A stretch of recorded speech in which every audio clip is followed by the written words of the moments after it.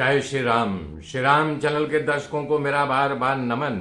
मेरे मित्रों, मैं आशा कर रहा हूं आप लोग मुझे देख रहे हो, लाइक कर रहे हो, सब्सक्राइब कर रहे हो और मेरी वाणी को जन जन तक पहुंचा रहे हो। मेरे मित्रों, आज एकादशी है। इस एकादशी का नाम मोक्षदा एकादशी है। श्री युधिष्ठिर जी ने भगवान श्री कृष्ण से पूछा, आप तीनों लोगों के स्वामी, सबको सुख देने वाले और जगत के पति हैं।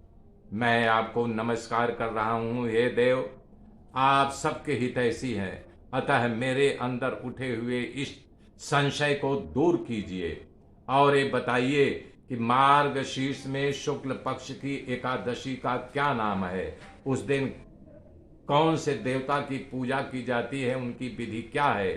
हे भगवान, कृपा करके मेरे प्रश्नों का विस्तार पूर्वक समाधान कीजिए। ये सुनकर के भक्त वत्सल श्री कृष्ण जी कहने लगे कि हे धर्मराज, आपने बड़ा उत्तम प्रश्न किया है।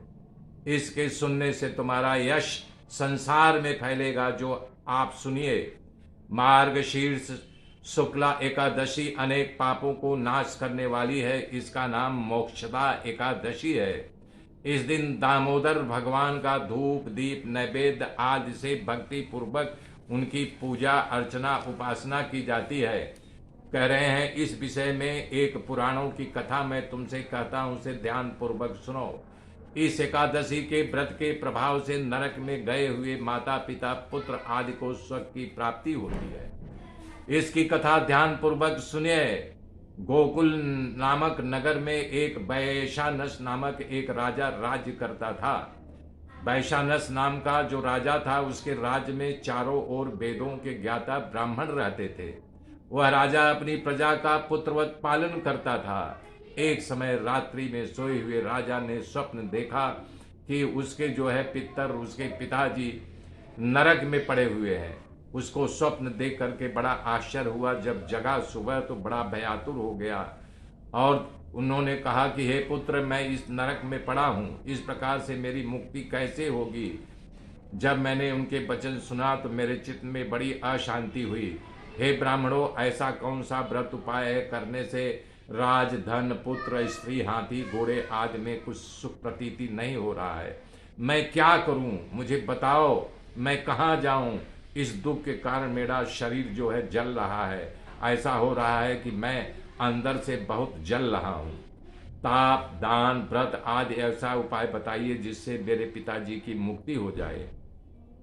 उस पुत्र का जीवन व्यर्थ है जो अपने पिता को नरक से निकाले नहीं। जैसे बता रहे हैं, हजारों जुगनू हों और वो प्रकाशित नहीं कर सकते, लेकिन चंद्रमा की शीतल चांदनी पूरे संसार को प्रकाशित करती है। ऐसे ही हजार पुत्र अच्छे नहीं, एक पुत्र जो पिता के सारी मनोकामना को पूरी कर दे। तब बता रहे हैं, वचन सुन करके ब्राह्मण कहने लगे, हे राजन, यहाँ पर पास ही भूत भविष्य वर्तमान के ज्ञाता पर्वत ऋषि का आश्रम है। आपके प्रश्नों का उत्तर वही दे सकते हैं, आप उनके पास जाइए। ऐसा सुन करके राजा मुनि आश्रम पर गया। आश्रम में अनेकों शांतचित्त योगी और मुनि लोग तपस्या कर रहे हैं। तो वहां जा करके उन्होंने साष्टांग प्रणाम किया और मुनियों से पूछा कि हे वेदों के ज्ञाता, साक्षात ब्रह्मा के समान पर्वत मुनि जी बैठे हैं। राजा के वहां जा करके जब उनको प्रणाम किया तो बोले, महाराज, आपकी कृपा से मैं कुशल हूं, परंतु अकस्मात एक विघ्न आ गया है जिससे मेरे चित्त में अत्यंत अशांति हो रही है। ऐसा सुन करके पर्वत मुनि ने कहा कि एक क्षण के लिए अपनी आंख बंद कीजिए और मुझे विचार करने दीजिए। तब वो एक क्षण के लिए अपनी आंख बंद करके विचार करने लगे। अपने योग बल से देखा उनके पिता की 2 पत्नियां थी। तब वो आंख खोल करके बताने लगे कि राजन, तुम्हारे पिता की 2 पत्नियां थी। एक पत्नी ऋतु दान मांगने पर उनके साथ सहवास किया, लेकिन दूसरी पत्नी सौत के डाह ने आकर के उनके पास जाने नहीं दिया। तो उसको बड़ा दुख हुआ, मन में अशांति हुई। तो इसी का नरकवास तुम्हारे पिता को लगा हुआ है। तब वो बोले कि हे महात्मन, मेरे पिता के उद्धार के निमित्त कोई उपाय बताइए। पर्वत मुनि बोले, हे राजन, आप मार्गशीर्ष में शुक्ल पक्ष की एकादशी का उपवास करो।